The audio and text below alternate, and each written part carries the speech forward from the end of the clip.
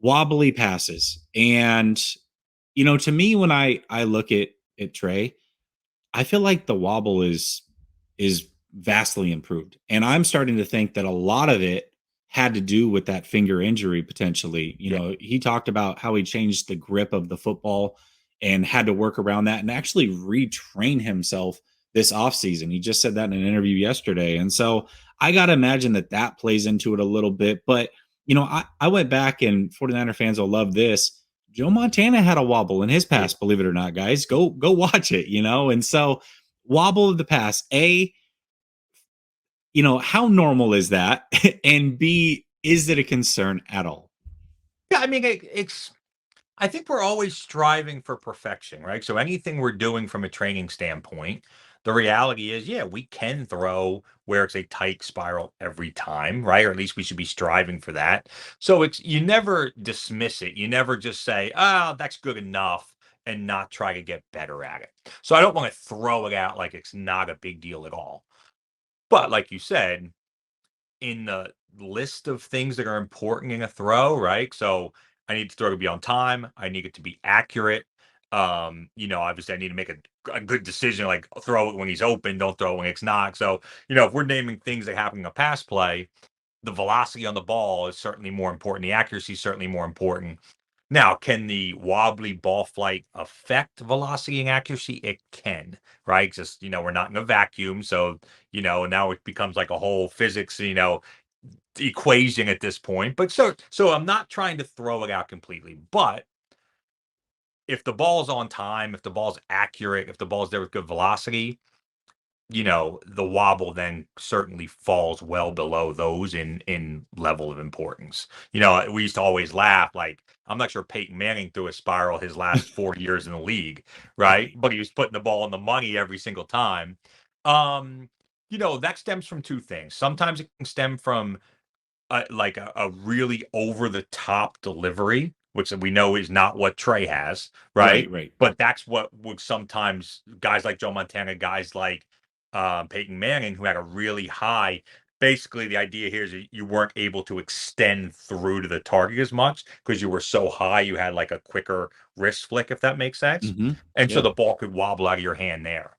For Trey, it's really just committing all the way through the finish of the throw is the simplest way to put that. If I have a high school quarterback who throws a perfect ball right in the chest from 25 yards away, but it wobbles, I'll often tell them, I'm like, you did 98% of that perfect. And that's because you couldn't be that accurate with that kind of power if you didn't do the more important things. But if we just kind of let our wrists fire a little early and not fully extend through to the target, that's what can sometimes cause that wobble. You'll see it a lot on deeper balls where you're trying to add some touch or some layer. And sometimes quarterbacks have a tendency to get a little cute with it, if that makes sense. Yeah, Like they're yeah. trying to place it instead of throw it. And I think that's what you see with Trey, right? Like sometimes his kind of level two balls to the corner, to the outside. Sometimes his deep balls down the field. You're very rarely going to see it on a curl or a comeback or a dig where he's letting that thing rip. Yeah. So it's just a mental thing of committing to that full extension, even on the touch throws. But man, like you said it, a lot of quarterbacks have really big careers and super consistently accurate without the perfect spiral every time. So, like I said, I hate to throw it out and pretend like it's nothing, but and something that Trey, because he's a stickler, like he's a perfectionist, it'll bother him, and he'll certainly continue to work on it. Absolutely. Yeah, it's funny because every time it's almost like every time I see a training camp video of a wobbly pass, I'm like, oh, doesn't count if it wobbles, like here we go. The Here's other thing another that's quarterback. funny the other thing's funny is, like, it's so easy for a fan base to live just in your own world, For and sure. so, your fan base, 49ers fans are breaking down every throw they see on film if it wobbled or didn't wobble, and the reality is if you just looked around the league, like, look at the video that's coming out of every other quarterback, you're like, "Oh, no, wait, that's every quarterback in the league." It's not like we have the one guy who throws a wobbly pass once in a while.